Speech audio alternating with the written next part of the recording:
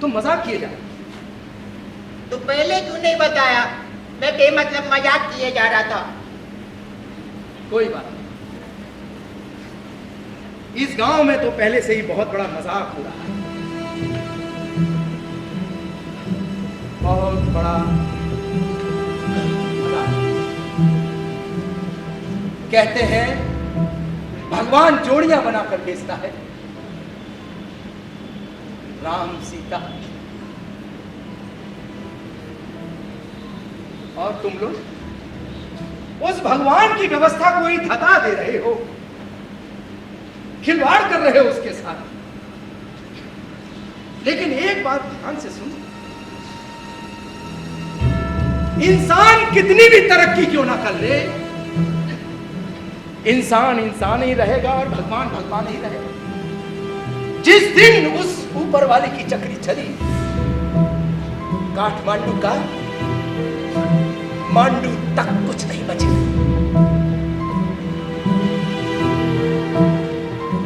कुछ नहीं बचेगा। इसलिए आप लोगों से हाथ जोड़ के विनती कर रहे हैं, यदि हमें अपना प्रधान मानते हो तो हमारी बात मानो। ऐसा कुछ ना करना जिससे सामाजिक व्यवस्था ही चरमरा जाए। अरे नारी को शक्ति माना गया है। जे मोड़ी जब हमारे आंगन में घूमत है, बगिया में फूल लग जाए। हाँ, लेकिन इनको पालने पोसने की शक्ति अब हमें नहीं है प्रधान जी। अरे भाई साहब, अगर सब ऐसा सोचने लगे तो नारी जाति का समूल विनाश हो जाएगा। अरे भैया, इसी तरह लड़कियां पैदा होती रही तो हमारा नाश हो जाएगा। ये सही है। बताइए भला, रामकृष्ण के देश में नारी की ये दुर्दशा। अरे भैया, लंबी लंबी झांकना छोड़ो, हमें अपनी दुर्दशा की चिंता ज्यादा है। देश की दुर्दशा से में क्या लेना देना बताओ? भैया घर में चूल्हा जला की नहीं देखने को आता है? नहीं आता है भैया। जब लड़की की शादी करने के लिए लड़के वाले घड़ियाल की तरह दहेज मांगते हैं ना, तब देश मदद को नहीं आता है। सब कुछ अकेले ही करना पड़ता है यहाँ पे। बिल्कुल ठीक कर रहा हो बजाकर भैया। प्रधान जी धनीराम, जिसने पिछले साल अपनी बेटी की शादी के लिए अपने सारे खेत बेच दिए, उसका परिवार दाने दाने को मोहताज हो गया। दवा दारू ना मिलने के कारण घरवाली चल बसी। बुढ़ापे में शरीर साथ देता नहीं। धनीराम आज गली गली भीख मांग रहा है। क्या यही है रामकृष्ण का देश? कहां है रामकृष्ण का देश? क्या कर रहा है रामकृष्ण का देश धनीराम के लिए? यहाँ सब कुछ अकेले ही करना पड़ता है प्रधान जी, सब कुछ। और नहीं कर रहा। अरे मेरी तो ये समझ में नहीं आता कि तुम लोग नारी जाति के पीछे हाथ होकर क्यों पड़ गए, जिनकी वजह से तुम लोग आज यहाँ हो और बड़ी बड़ी बातें कर रहे हो। प्रधान जी, मुझे तो कल की चिंता होती है। अगर लड़कियां पैदा नहीं हुई तो मुझ जैसे लफंडरों का क्या होगा? अरे क्या होगा, तुम हो ना, खूब लड़कियां पैदा करना, दो चार हमारी ओर से भी पैदा कर लेना, हिसाब किताब बराबर हो जाएगा। चिंता की कोई ना बात नहीं है। आइए डॉक्टर साहब, हम आपका ही इंतजार कर रहे थे। और डॉक्टर साहब, हम लोग आपके क्लिनिक के बारे में काफी चिंतित हैं। देखिए प्रधान जी, आपकी चिंता है, मेरी चिंता नहीं। मुझे सिर्फ अपने काम की चिंता रहती है। और हाँ, मैं किसी को बुलाने नहीं जाता। जो मेरे पास आता है उसका स्वागत करता हूँ। आखिर आपके गांव के लोग अन्नदाता है मेरे। काम धंधे में इमोशन नहीं चलता प्रधान जी। लेकिन डॉक्टर साहब, आप इन नासमझ लोगों को समझा तो सकते हैं। प्रधान जी, मैं कोई स्कूल मास्टर नहीं और ना ही यहाँ कोई पाठशाला खोलना है। एक डॉक्टर हूँ और डॉक्टर का काम कर रहा हूँ। विज्ञान ने इतनी तरक्की की है, आपके लोग उसका फायदा उठा रहे हैं, तो आखिर इसमें गलत क्या है बताइए? गलत गलत ये है डॉक्टर साहब कि आप इस धरती का संतुलन बिगाड़ रहे हैं। माफ कीजिएगा प्रधान जी, पर मुझे तो लगता है कि संतुलन आपके दिमाग का बिगड़ चुका है। आपकी ये धरती क्या इस मौजपुर गांव तक ही सीमित है? नहीं ना? तो छोड़िए इन छोटी छोटी बातों को। आखिर कल किसने देखा? ऑलराइट, नमस्कार।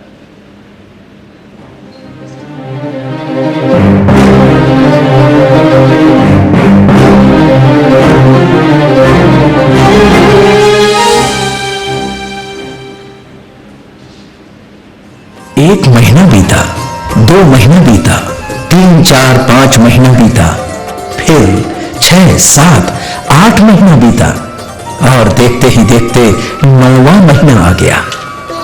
9वां महीना बीतते बीतते लोगों के घर में बधाइयां बजने लगी और सोहर गाए जाने लगे। कभी इनके घर में लड़का तो कभी उनके घर में लड़का। मौजपुर में मानो लड़कों का मानसून आ गया। मौजपुर गांव में बच्चों के नाम का अकाल पड़ गया। राम, श्याम, घनश्याम और परशुराम नाम रखकर लोग उठ चुके थे। एक घर में जुड़वा लड़के हुए। नाम रखने के लिए वो भागा भागा लल्लन के पास आया और बोला,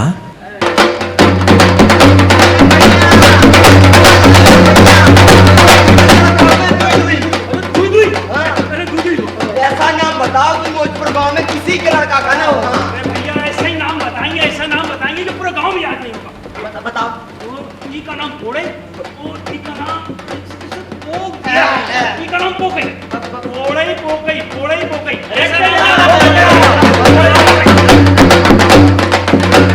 अब हमारी चाल गई। इसी बीच गांव में एक लफड़ा हो गया। लाजवंती रोती जा रही थी और कंपाउंडर खदेरू को जोर जोर से गरियाती जा रही थी। हुआ ये, डॉक्टर साहब नहीं थे। कंपाउंडर खदेरू ने लाजवंती की जांच की और बताया कि पेट में लड़का है। फीस भी वसूल ली, लेकिन लाजवंती को बच्चा नहीं था। लाजवंती का पेट जरूर फूला हुआ था। लाजवंती को गैस की बीमारी थी और इसी बात पर लाजवंती डॉक्टर और कंपाउंडर के पूरे खानदान की आरती उतार रही थी। खैर, इस लफड़े को यहीं छोड़ते हैं। चलिए गांव वालों की खुशी में शामिल होते हैं। सुनो सुनो भैया, सुनो सुनो, लल्ला हुआ है, लल्ला। थाली ही चलाओगे या कुछ खिलाओ पिलाओगे? ऐसी बात कर रहे हो, काहे नहीं कराएंगे भैया? ऐसी पर ही करेंगे, ऐसी पर ही करेंगे, सब ताकते रह जाओगे। तिल्लन टॉप पकवान बनवाएंगे, पूड़ी, कचौड़ी, आलू परवर और कोहड़ा की सूखी सब्जी, भैया साथ में होगी खीर। खाओ चाहे सुड़ुक सुड़ुक। मच गया सारे गांव हल्ला, हमारे घर लल्ला हुआ है। मच गया सारे गांव हल्ला, हमारे घर लल्ला हुआ है। मारे खुशी सब थाली बजावे, मारे खुशी सब थाली बजावे, ढोलक बजावे और सोहर गावे। नेक मांगे सोने का छल्ला, हमारे घर लल्ला हुआ है। मच गया सारे गांव हल्ला, हमारे घर लल्ला हुआ है। लल्ला के बाबू दुआरे पे नाचे, लल्ला के बाबू दुआरे पे नाचे। लल्ला की बुआ बताशा बांटे, चांद जैसा मिला तुम छल्ला, हमारे घर लल्ला हुआ है। मच गया सारे गांव हल्ला, हमारे घर लल्ला हुआ है। मच गया सारे गांव हल्ला, हमारे घर लल्ला हुआ है। देखते देखते मौजपुर गांव में बच्चों की नई फसल आ गई। बच्चों का मतलब लड़कों की नई फसल आ गई। गांव लड़कियों से नदारत हो गया। हर ओर बस लड़के ही लड़के नजर आने लगे। बाप रे बाप, इतने शरारती बच्चे कि पूछो मत। इस बंदर पार्टी से तो भगवान ही बचाए। ये कब क्या करते हैं किसी को कुछ पता नहीं। नंग धड़ंग दिन भर हुड़दंग। कल जो बच्चे थे आज बड़े हो गए हैं, लेकिन लाज शर्म नाम की चीज किसी में नहीं। लाज शर्म हमेशा अपोजिट सेक्स के होने पर, मतलब विपरीत लिंग के होने पर होती है। सब के सब लाल लंगोट पहनकर अखाड़े में दंड पेला करते थे।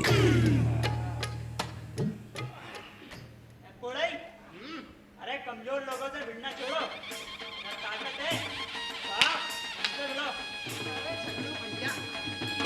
आज तुम और कहाँ में तुमसे बोला कैसी बराबरी, और वैसे भी गधे और बछड़े में बराबरी हो सकती है क्या? तू गधा कैसे कह रहा है?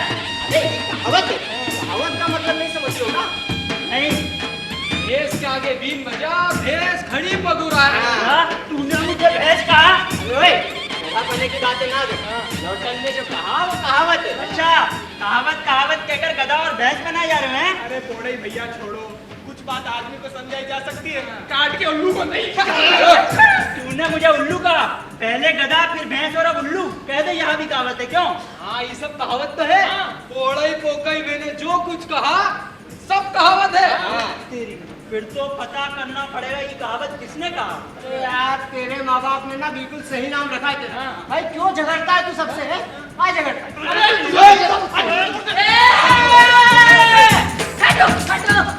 काहे लड़ते लगाते रहते हो? इससे अच्छा होता कुछ पढ़ाई लिखाई कर लेते। ओ भैया इधर, तुमने पढ़ लिख कर क्या उखाड़ लिया? उखाड़ने के लिए नहीं पढ़ते हैं, बल्कि इसीलिए पढ़ते हैं कि जो उखड़ गया है ना उसे सही कैसे करें। तो देवी भैया, चाहे बहुत बड़ा पढ़ाकू हो या हमारे जैसा अनपढ़, एक दिन मरना तो सबको है। फिर बेमतलब पढ़कर तो टाइम वेस्ट कर। अब देखो ना, पहले स्कूल का नाम सुन के नाना नानी मरते हैं, काला अक्षर देख के दादा दादी मरते हैं, और स्कूल की फीस सुन के माँ बाप स्वर्गवासी हो लेते हैं। अरे तुम ही बताओ कि जिस पढ़ाई से घर वालों के टिकट कटे और बिल अपने से कटे, ऐसी पढ़ाई से क्या फायदा? बात तो सही कह रहे हो, इसीलिए मेरे खानदान में भी कोई नहीं बचा। अरे अब तो बस ब्याह हो जाए तो बात बन जाए, और बाबू कुछ कर ही नहीं रहे। खुद का ब्याह तो 10 साल की उम्र में हो गया था, लेकिन हम भी किसी से कम नहीं है। हमने भी लल्लन नाम को चुपके से कह दिया है, कहीं हमारी कोट फिट करा दो, तुम्हें खुश कर देंगे। अरे तू ससुरा लल्लन ना हुआ ना, तू कछु नहीं करेगा। ब्याह के नाम पे 10 रुपए ऐड कर ले गया था, 2 महीने हो गए आज तक देखो आज तक लेके नहीं आया। अरे लल्लन नाव के भरोसे रहे तो जिंदगी में लंडूरे के लंडूरे रहेंगे। मेहरारू की तस्वीर भी नसीब ना होगी। बड़ी चुंट आदमी है। ये अखाड़ा पहलवानी छोड़ो बच्चों, इसमें सर क्यों खपाते हो? अरे नहीं नहीं, वो लल्लन कह रहा था कि लंबे चौड़े लड़के लड़कियों को ज्यादा पसंद आते हैं। लड़कों के बल्ले सल्ले देख कर लड़कियां मर मिटती है। बेटा कुछ और भी देखती है। मेरा मतलब पढ़ाई लिखाई, और यहाँ तो काला अक्षर भेष बराबर। ये भी कहावत है का? कहावत कहावत कहावत, मन कर रहा है मुंह तोड़ दूं किसी का आज। हाथी चले जाते हैं और कुत्ते हैं वो भागते रहते हैं। बताओ भला गधे को कुत्ता बनाया? अरे चुप, मुझे पता है ये कहावत है कहावत। हाथी चले जाते हैं और कुत्ते भौंकते रहते हैं।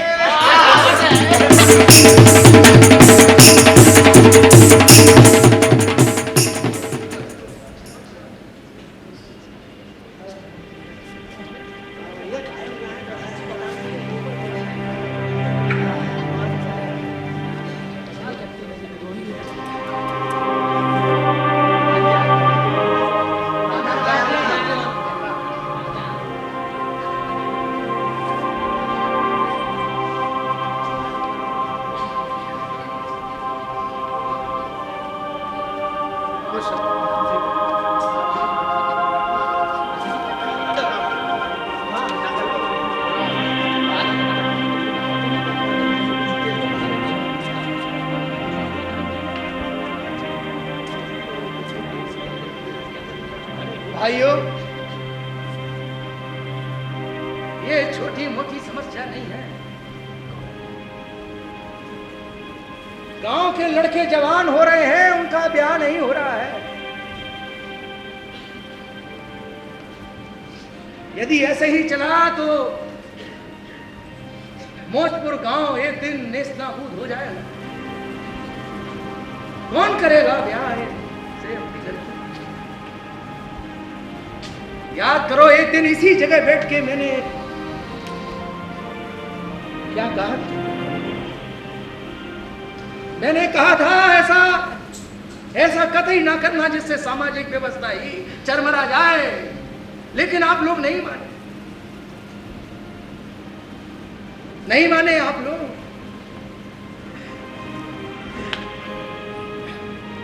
अरे हमारे गांव से जब 10 लड़कियां बाहर ब्याही जाती हैं तो 10 लोगों से संबंध जुड़ते हैं। 10 लोगों का मतलब कम से कम 100 लोगों से रिश्ते जुड़ते हैं, और उन्हीं 100 लोगों में से लोग अपनी लड़कियों का रिश्ता लेकर हमारे यहाँ आते हैं। बस यही तो चलता आया है, यही चलता रहे, यही सिलसिला चलता रहेगा। लेकिन आप लोगों ने इस मौजपुर गांव को देश दुनिया से काट के रख दिया है। हम अलग थलग पड़ गए हैं। प्रधान जी, अब आगे क्या किया जाए? प्रधान जी, इस काम में लल्लन नाव हमारी मदद कर सकता है। रोज किसी ना किसी गांव के चक्कर लगाता रहता है। 40 कोस दूर गांव की कहानी से मुजुबानी सुन लो। अब लल्लन नाव से हमने कह तो रखा है, देखो कब बात बनती है। या प्रधान जी, हाँ, हम लोग खुद ही लड़की ना तलाश हाँ जाओ, घुस जाओ किसी के भी घर में और खटखटाओ दरवाजा। है कोई लड़की हमारे बूढ़े होते जा रहे लड़कों की? सामने वाला सोचेगा जरूर कोई चोर चक्का है। अगर उल्टी खोपड़ी का हुआ तो ऐसे लगने आएगा कि शादी ब्याह सब भूल जाओगे। प्रधान जी, अगर हम आगे रहकर लड़की वालों से लड़की का हाथ मांगने गए तो वो लोग हमें गरजू समझेंगे। हाँ, सही बात। ऐसे में दान दहेज की बात तो भूल ही जाओ। यहाँ ब्याह के लाले और तुम्हें दान दहेज सूझ रहा है। भैया, हम लड़के वाले हैं, कुछ न कुछ तो दान दहेज चाहिए ना। ठेंगा मिलेगा, ठेंगा। अंगूठा टेप गुलाबों के लिए दान दहेज चाहिए। भैया, कम से कम मैं तो अपने झगड़ू का ब्याह बिना दान दहेज के नहीं करूंगा। हम तो करेंगे करेंगे और करेंगे। चुप! काम का ना काज का चलाओ, ब्याह कर ले। अच्छा, कौन सा काम काज नहीं किया बताएं जरा। अम्मा के मरने के बाद से घर का सारा काम काज कौन करता है? चूल्हा चौका झाड़ू पोछा सिलाई कढ़ाई सब कौन करता है बताएं जरा। अब तो सब गांव वाले भी कहने लगे कि मेरी उम्र निकलती जा रही है। अम्मा ने बताया था खुद का ब्याह तो 7-8 साल की उम्र में हो गया था, जब चट्टी का नाड़ा बांधना भी नहीं आता था। पर दूंगा, मुंह टेढ़ा हो जाएगा। ससुरा बैल है, बैल ब्याह के लिए मारा जा रहा है। अरे बैल का हो या हाथी, मुझे पता है, ये तो सब कहावत है, कहावत। ये क्या बता रहा है? अरे जगन भैया, छोड़ो ये बात। जिस बात के लिए हम लोग बैठे हैं उसकी चर्चा करते हैं। हाँ, जो हमारे हाथ में है कम से कम वही करें। मेरा मतलब है चर्चा। चर्चा के अलावा हम कर भी क्या सकते हैं? सही बात, सही बात। राम राम प्रधान जी। अरे लल्लन, आओ भाई लल्लन, कहाँ से आ रहे हो? प्रतापगढ़ से आ रहा था। अच्छा, रास्ते में ही वहां से मिल गए, सोचा आपसे मिलवा के। राम राम। राम राम। आइए भैया। राम खिलावन नाम है हमरा। अच्छा, दो जवान बेटियों का बाप हूँ। दिखारी के नहीं निकला हूँ। अच्छा किया, सही जगह आए हैं। यहाँ दो क्या, कई लड़के जवान है। इसे कहते हैं संजोग। कहाँ तो एक लड़का नहीं मिल रहा था और यहाँ तो लगता है इन बिन माँ की बेटियों की भगवान ने सुन ली। चिंता मत कीजिए, हाँ। ये भी बिना माँ बहन के हैं। बिना माँ का मतलब इनकी माँ बहन नहीं है क्या? इनकी बात तो छोड़िए, पूरे गांव में कोई माँ बहन नहीं है। दरअसल राम खिलावन जी, यहाँ लड़कियाँ पैदा नहीं होती। राम खिलावन जी, जितनी भी महिलाएं थी सबका राम नाम सत्य हो गया। इसका मतलब पूरे गांव में कोई महिला ही नहीं है। नहीं नहीं, आप चिंता न कीजिए, अब आ गए हैं तो वो भी हो जाएगा। हम तो कहते हैं आप अपनी दोनों बेटियों का ब्याह इस गांव में कर दीजिए। कम से कम इस गांव को दो बहुरिया तो मिल जाएगी। क्यों नहीं, राम खिलावन नाम है हमारा। फफमाऊ वाले दो बेटियों का बाप को झाबड़ कबड्डी हुतुतु पकड़म पकड़ाई सितोलिया खेलने में हुआ था। अपने गांव की स्टेट टीम से खेलता था। ऐसा सर पर तोड़ता था, बड़े से बड़ा धुरंधर भी अपनी पीठ तक नहीं छुपाता था। हाँ, एक दिन बड़ा मजा आया भैया। एक दिन पड़ोस के गांव में कबड्डी चल रही थी, हमारी बारी है। हमें सभी ने चारों ओर से घेर लिया। अरे राम खिलावन भला कहाँ डरने वाला था। राम खिलावन नाम है हमारा। हाँ, फिरता था, फिर सबको धता बता के वहां से भाग।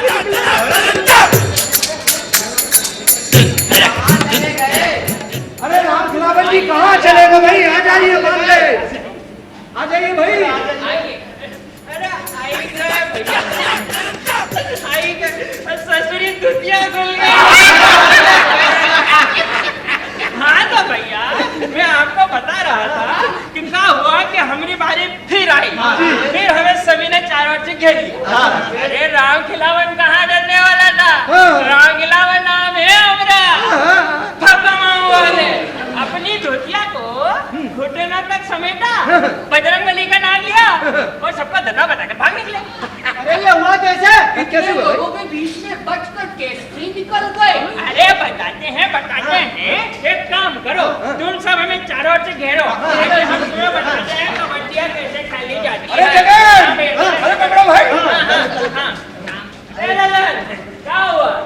अरे थोड़ा साइड में हो जाओ, ऐसे क्या खड़े हो, हमें चोरी चक्का समझते हो क्या? अब देखो हम तुम्हें कबड्डिया खेलना सिखाते हैं। ये देखो, हुतु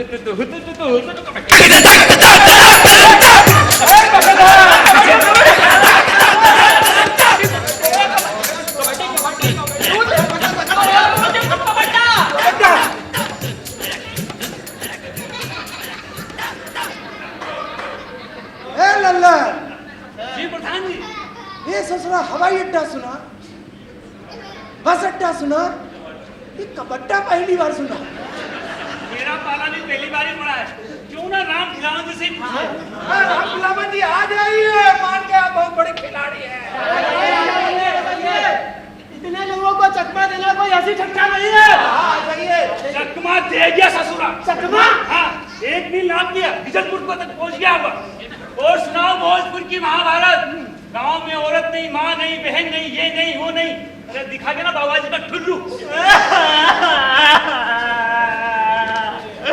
अब मेरी शादी नहीं होगी।